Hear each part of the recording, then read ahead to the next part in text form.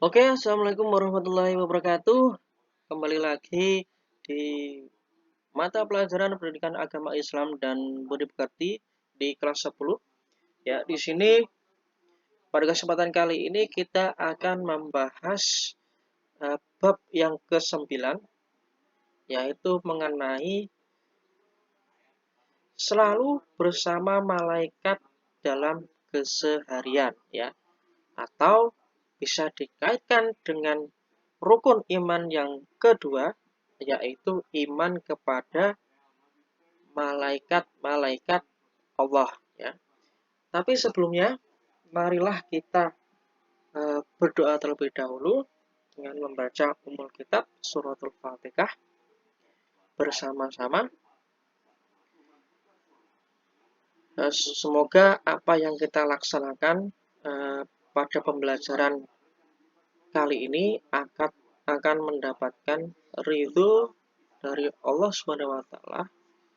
Ya, amin amin Allahumma amin. Mari kita berdoa sama-sama. Ila khadiza bil Mustafa Muhammadin sallallahu alaihi wasallam syaulillahi lahumul Fatihah. A'udzu billahi minasyaitonir rajim. Bismillahirrahmanirrahim. Alhamdulillahi rabbil alamin arrahmanir rahim maliki yaumiddin. Iyyaka na'budu wa iyyaka nasta'in. Ihdinas siratal mustaqim. Siratal ladzina an'amta 'alaihim ghairil maghdubi 'alaihim waladdallin. Amin.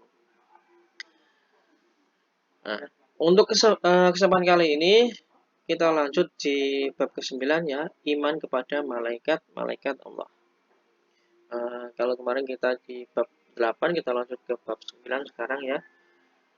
Sebelum kita lanjut, ya, tentang pengertian iman kepada malaikat-malaikat Allah, kita perhatikan terlebih dahulu beberapa gambar di sini, 9.1, 9.2, gambar 9.3 dan gambar 9.4. Ini adalah suatu kegiatan, ya, yang berhubungan dengan iman kepada malaikat-malaikat Allah.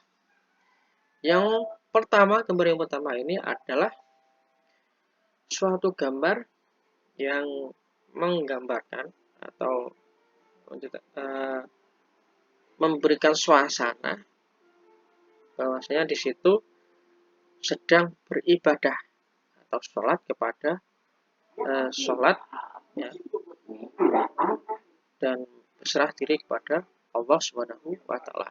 Dan di sini terlihat ada orang yang berdagang, jadi ada hubungannya dengan rezeki, ya. Di sini ada hujan, ya, dan terakhir di sini ada kuburan atau yang mengingatkan kita pada kematian. Kita lanjut. Pengertian dari iman kepada Allah, makna beriman kepada malaikat-malaikat Allah. Yang pertama, malaikat berasal dari bahasa Arab, yaitu malak, atau jamaknya adalah malaikah, yang artinya, ya, yang arti dari kata malak dari akar kata malk atau maluka, yang artinya adalah risalah, ya, di sini risalah atau mengemban amanah. Jadi iman kepada malaikat, iman yang artinya percaya, mempercayai, ya. Sedangkan pengertian dari beriman kepada malaikat Allah adalah mempercayai dengan sepenuh hati bahwa Allah Subhanahu wa taala menciptakan makhluknya yang bernama malaikat dengan sesuai dengan sifat-sifatnya dan juga tugas-tugasnya. Jadi pengertian dari iman kepada malaikat-malaikat Allah adalah mempercayai bahwasanya mempercayai dengan sepenuh hati bahwa malaikat adalah merupakan makhluk ciptaan Allah Subhanahu wa taala dengan segala sifat-sifatnya dan tugas-tugasnya. Yang pertama, mengimani wujud dan penciptaan malaikat. Nah, di sini ada hadis riwayat Muslim dari Aisyah radhiyallahu anhu. Jadi dari Aisyah radhiyallahu anhu berkata, Rasulullah shallallahu alaihi wasallam bersabda, malaikat diciptakan dari cahaya, jin diciptakan dari api yang menyala, dan Adam diciptakan dari sesuatu yang disebutkan ciri-cirinya untuk kalian. Maksudnya, Adam diciptakan di sini telah disebutkan di Al-Quran, sudah dijelaskan dalam Al-Quran bahwa Adam itu diciptakan dari tanah. Jadi mengimani wujud dan penciptaan malaikat di sini adalah mengimani bahwasanya malaikat itu adalah berasal dari alam gaib yang tidak kasat mata,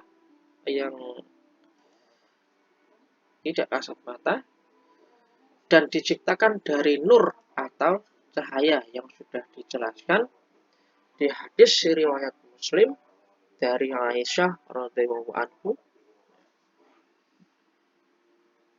Nah, ini adalah merupakan pengertian dari iman kepada malaikat Allah, yaitu mempercayai, meyakini dengan sepenuh hati bahwa Allah Subhanahu wa taala telah menciptakan makhluknya yang berasal dari alam gaib yang bernama malaikat yang ditugaskan mengawasi manusia dan menjalankan tugas-tugasnya yang sudah ditentukan.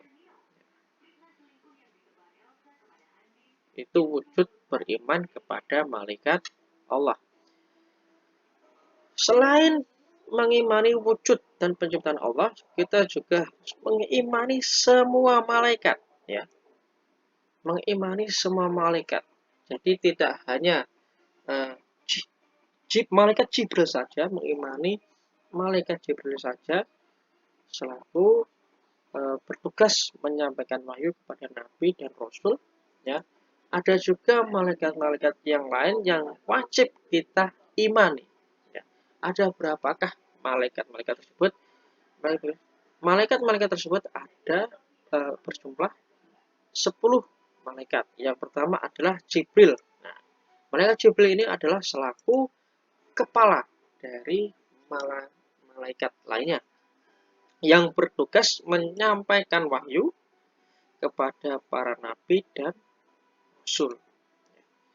Jadi ketika Rasulullah SAW di Gua Hira dan mendapatkan wahyu pertama yang turun, yaitu Quran surat Al-Alaq ayat 1 sampai 5.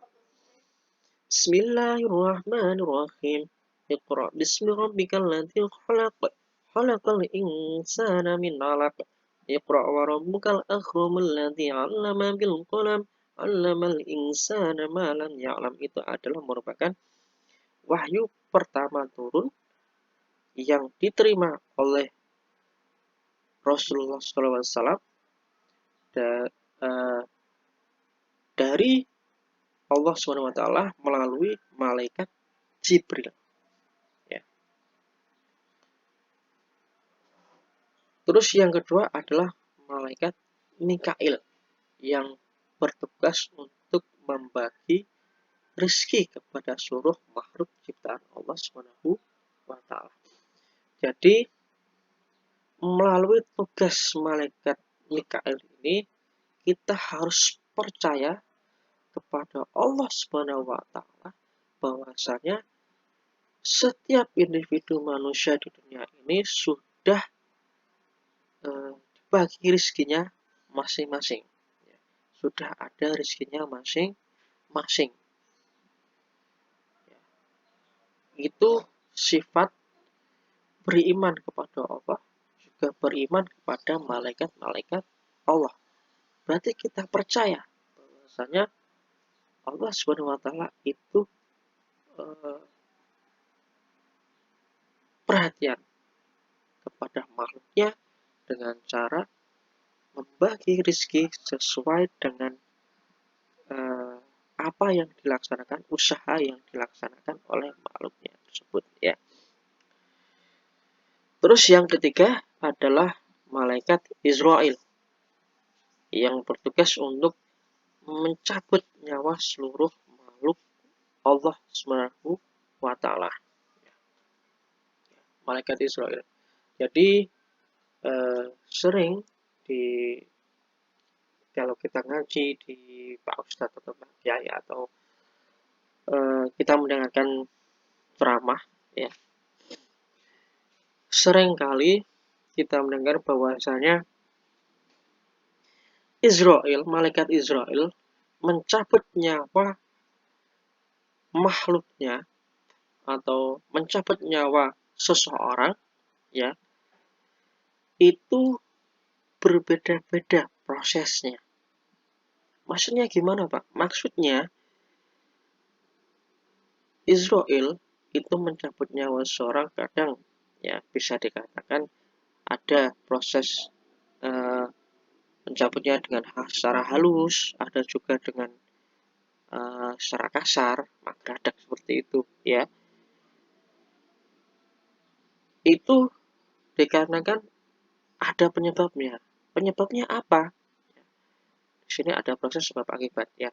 Jadi ketika manusia tersebut sering beramal soleh dan selalu melaksanakan kewajibannya yaitu beribadah kepada Allah, selalu menunaikan sholat 5 waktu dan juga menjalankan kewajiban lainnya seperti puasa ya yang kita laksanakan pada bulan Ramadan kali ini ya, maka saya proses pencabut nyawa ya, yang dilakukan Israel terhadap orang-orang yang selalu bertakwa kepada Allah, maka prosesnya akan baik, yaitu secara halus. Berbeda dengan seseorang, berbeda dengan seseorang yang selama hidup di dunia mereka melaksanakan kegiatan-kegiatan yang merugikan, kegiatan-kegiatan yang menyimpang dari ajaran-ajaran agama Islam yang sudah dituntunkan dalam Al-Quran ya, maka ketika proses pencabutan nyawa ini ya sungguh akan menyakitkan ya. Yang keempat adalah malaikat Israfil. Ini tugasnya meniup sangkakala. Jadi trompet sangkakala di sini ibaratnya trompet sangkakala ini akan ditiupkan pada hari kiamat. Kapankah hari kiamat itu akan datang? Allahu a'lam, kita juga tidak akan tahu. Tapi dalam beberapa firman Allah dan juga hadis dari Rasulullah SAW sudah disebutkan ada beberapa ciri-ciri ya dari hari kiamat. Salah satunya adalah munculnya Dajjal, terus terbitnya matahari dari sebelah barat ya, dan masih banyak ciri-ciri lainnya ya. Jadi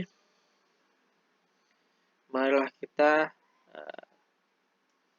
laksanakan rukun iman tersebut, iman kepada Allah, iman kepada malaikat, iman kepada kitab-kitab Allah, iman kepada Rasulullah, iman kepada hari kiamat, dan iman kepada qada dan qadar ya. Terus yang kelima adalah malaikat raqib, bertugas untuk mencatat segala ucapan dan perbuatan baik manusia. Bertolak belakang dengan malaikat yang keenam, yaitu malaikat atid yang bertugas untuk mencatat mencatat ucapan atau perbuatan jahat manusia. Jadi kalau sering melihat atau mendengarkan ceramah-ceramah dulu, ya dulu teringat sekali bahwasanya kita istilahnya diingatkan bahwasanya di pundak kalian, kanan kiri kalian itu ada malaikat, yaitu malaikatnya adalah Raqib dan Atid, yang tugasnya yaitu mencatat amal baik dan amal buruk manusia. Jadi apa saja yang kalian laksanakan, baik itu perbuatan yang baik maupun perbuatan yang buruk, senantiasa dicatat oleh malaikat Raqib dan malaikat Atid. Ya, meskipun orang lain tidak melihatnya, tapi Allah juga melihatnya dan menugaskan malaikat-malaikatnya untuk mencatat. Ya. Nah, itu malaikat Raqib dan Atid. Yang ketujuh dan yang kedelapan adalah malaikat Munkar dan malaikat Nakir. Nah, ini bertugas untuk mengadili atau menanyai manusia di alam barzah atau alam kubur. Ya. Jadi perbuatan apa saja. Jadi proses menanyai ini adalah kedua malaikat tersebut menanyakan segala sesuatu si mayat selama hidup di dunia. Jadi yang menjawab dari pertanyaan-pertanyaan malaikat Munkar dan Nakir ini adalah amal perbuatan kalian. Ya. Jika amal perbuatan kalian yang baik itu selama kalian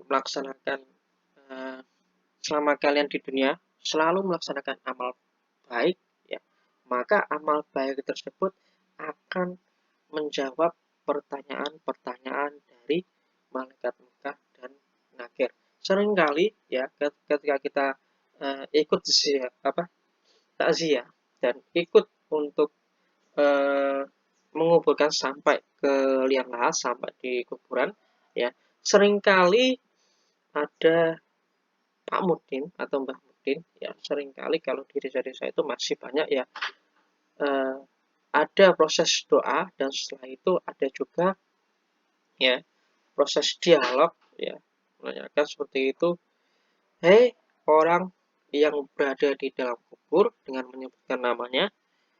Ketika malaikat Munkar dan Nakir nanti datang ke kamu, ya, dengan menanyakan man rabbuka, siapa Tuhanmu, maka jawablah dengan tegas, Allah SWT lah Tuhanku. Itu adalah contoh. Jadi situ proses di mana di alam barzah tersebut adalah proses malaikat Munkar Nakir menanyai si mayat atau manusia di dalam kubur. Nah, dianjurkan untuk kerabat, sanak saudara si mayat di sini, ya, yang sudah dikuburkan, setelah mayat ini dikuburkan, jangan pulang terlebih dahulu. Ya, tunggu sampai 1-2 jam. Ya, di situ berdoalah kalian untuk mendoakan saudara dan kerabat kalian di situ. Ya, bisa dikatakan ibaratkan menemanilah, ya, dengan doa kalian tersebut, kalian menemani kerabat kalian di alam barzah tersebut, ya. Dengan dilakukannya doa tersebut setelah disemayamkan di dalam kubur selama 1 sampai 2 jam, ya, itu proses pertama malaikat mungkar nakir datang, ya. Jadi paling tidak kalau ada kerabatnya di situ, mendoakan, senantiasa mendoakan si mayat di sini, ya, ya paling tidak malaikat mungkar nakir ini malu, ya, untuk menanyai secara apa, maksudnya langsung menanyai. Dan prosesnya tersebut ketika kita mendoakan, senantiasa mendoakan di waktu-waktu setelah disemayamkan tersebut, paling tidak cara menanyai malaikat mungkar nakir ini berbeda. Maksudnya paling tidak lebih halus dan lain sebagainya, ya.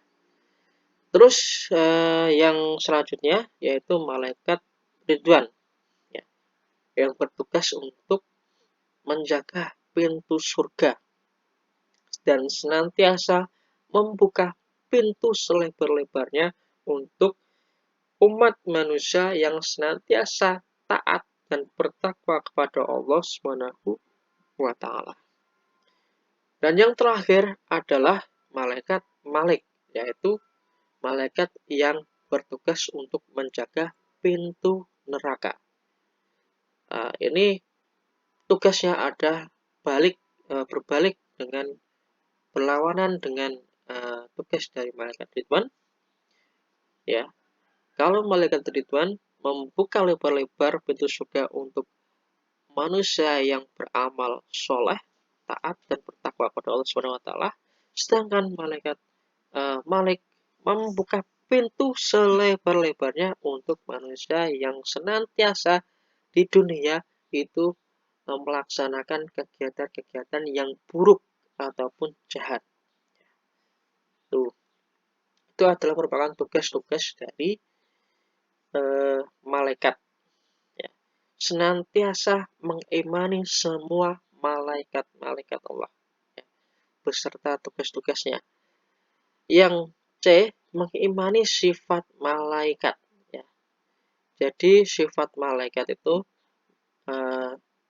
malaikat berasal dari alam gaib, ya, yang tidak bisa dianalogikan, sesuatu yang tampak dan tidak bisa dijangkau oleh indera manusia, ya. Sifatnya adalah gaib, ya, yang tidak memiliki hawa nafsu, ya, dan senantiasa patuh dan tunduk kepada Allah Subhanahu wa taala, ya. Itu sifat-sifat malaikat, ya. Mengimani tugas-tugas malaikat ini yang D, ya. Jadi tugas-tugas tadi yang sudah Pak Arif jelaskan secara terperinci sesuai dengan malaikat-malaikatnya, ya, itu wajib untuk diimani, ya. Beriman kepada malaikat beserta sifat-sifat dan tugas-tugasnya, ya. Terus selanjutnya perbedaan antara malaikat dan manusia. Perbedaannya apa sih, Pak? Ya, tadi sudah dijelaskan, ya, di dalam hadis riwayat Muslim dari Aisyah radhiyallahu an, bahwasanya Rasulullah SAW bersabda, di situ dikatakan bahwasanya malaikat itu diciptakan atau proses jadinya itu diciptakan dari nur atau cahaya, sedangkan Adam atau manusia itu diciptakan dari tanah, ya. Itu proses jadinya. Untuk perbedaan sifatnya, ya, sifatnya kalau sifat manusia itu adalah makhluk kasat mata, ya, kalau malaikat ya itu adalah makhluk yang tidak kasat mata atau bisa disebut ghaib ya. Kalau manusia memiliki hawa nafsu ya, sedangkan malaikat tidak memiliki hawa nafsu. Itu perbedaan antara manusia dan malaikat yang dilihat dari sifat-sifatnya ya. Terus dilihat dari kedudukan dan keberadaannya atau derajatnya lah, bisa dikatakan seperti itu. Jadi manusia yang senantiasa melaksanakan kegiatan-kegiatan yang baik, beramal soleh, senantiasa bertakwa kepada Allah SWT dan melakukan mujahadah nafs, maka ya, derajat manusia tersebut, individu manusia tersebut di atas dari derajat para malaikat ya. Sedangkan manusia yang senantiasa melaksanakan kegiatan-kegiatan yang buruk di dunia ya, maka kedudukan manusia tersebut jauh di bawah kedudukan malaikat Allah ya. Kenapa seperti itu ya? Manusia ini diciptakan memiliki hawa nafsu, sedangkan malaikat tidak memiliki hawa nafsu. Manusia memiliki hawa nafsu ya, bisa menjalankan ketakwaan, harus melaksanakan mujahadah an-nafs ya. Jadi menjaga hawa nafsu dari perbuatan-perbuatan yang buruk ya. Sedangkan malaikat tidak perlu melakukan mujahadah an-nafs karena memang diciptakan tidak memiliki hawa nafsu ya. Maka ketika manusia tersebut bisa menjalankan ketakwaan dan menjalankan mujahadah an-nafs, maka derajatnya di atas derajat dari para malaikat-malaikat Allah ya. Tuh. Terus tanda-tanda iman kepada Allah. Tanda-tanda manusia yang beriman kepada malaikat Allah, yang pertama adalah mentaati Allah dan Rasul-Nya. Ketika kita beriman kepada malaikat Allah, berarti bisa dikatakan kita juga beriman kepada Allah SWT karena kita mempercayai dengan sepenuh hati bahwasanya Allah SWT menciptakan makhluk dari alam gaib yang bernama malaikat beserta sifat-sifat dan tugas-tugasnya. Terus tidak menyekutukan Allah SWT ya, atau berperilaku syirik.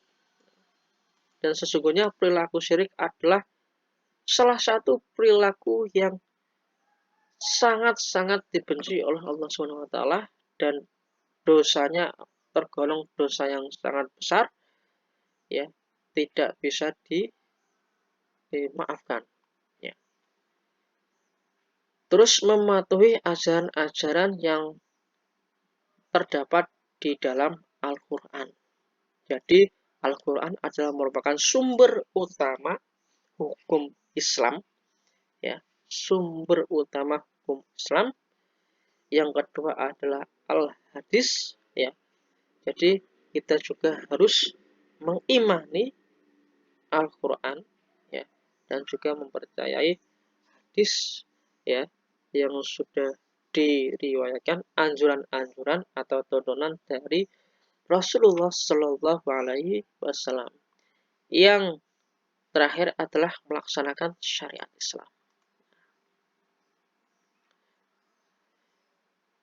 Terus yang selanjutnya di sini adalah perilaku orang yang beriman kepada malaikat. Ketika kita beriman percaya dengan sepenuh hati, maka kegiatan-kegiatan yang baiklah yang kita laksanakan. Ya, contohnya selalu berhati-hati dalam segala perbuatan. Selalu berhati-hati dalam segala perbuatan. Selalu berbuat positif. Menghias diri dengan akhlak yang mulia. Itu adalah merupakan contoh-contoh perilaku beriman kepada malaikat-malaikat Allah. Yang terakhir, poin yang terakhir di sini adalah hikmah beriman kepada malaikat Allah. Ketika kita percaya kepada Allah SWT, percaya bahwasanya Allah SWT itu menciptakan malaikat beserta dengan tugas-tugasnya, dengan sifat-sifatnya, maka hikmah yang kita terima adalah kita dapat mengetahui keagungan Allah SWT, ya, mengetahui kebesaran Allah SWT. Kenapa? Karena Allah SWT menciptakan berbagai macam makhluknya dengan sifat yang berbeda-beda. Dengan Allah menciptakan malaikat, ya, yang diciptakan dari nur atau cahaya yang bersifat gaib dan tidak memiliki hawa nafsu, berbeda dengan halnya manusia, maka itu adalah merupakan salah satu contoh kebesaran dari Allah Subhanahu wa taala. Yang B, melahirkan rasa syukur pada Allah Subhanahu wa taala. Dengan ditugaskannya malaikat, ya, dengan berbagai tugasnya tersebut, maka kita patut untuk bersyukur. Kenapa? Karena dengan ditugaskannya malaikat-malaikat untuk mengawasi manusia dan mencatat amal baik manusia, berarti itu tandanya Allah Subhanahu wa taala perhatian kepada umatnya. Terus yang C, tumbuhnya rasa cinta kepada para malaikat, sebab ketaatan dan kepatuhan malaikat itu tidak akan pernah ingkar dan durhaka kepada Allah Subhanahu wa taala. Terus terhindar dari perilaku percaya terhadap tahyul dan khurafat. Yang E, menumbuhkan perilaku istiqomah dan menjalankan syariat Islam. Dan yang terakhir adalah melahirkan sikap disiplin, jujur, dan bertanggung jawab. Itu adalah merupakan hikmah-hikmah beriman kepada malaikat-malaikat Allah Subhanahu wa taala. Ya. Jadi itu sedikit di bab 9 ini yang Pak Arif jelaskan. Nanti untuk tugas-tugasnya, ya, catatlah apa saja yang sudah dijelaskan Pak Arif di kesempatan kali ini, ya, dicatat di buku catatan dan nanti difoto dan dikirim di form tugas yang Pak Arif nanti sebar di grup WhatsApp, ya. Jadi itu dari Pak Arif sedikit saja. Apabila ada kekurangan dalam menyampaikan, dalam memberikan sarana prasarana pembelajaran kalian melalui daring ini, Pak Arif mohon maaf yang sebesar-besarnya. Sekian dulu. Wabillahi taufiq wal hidayah. Assalamualaikum warahmatullahi wabarakatuh.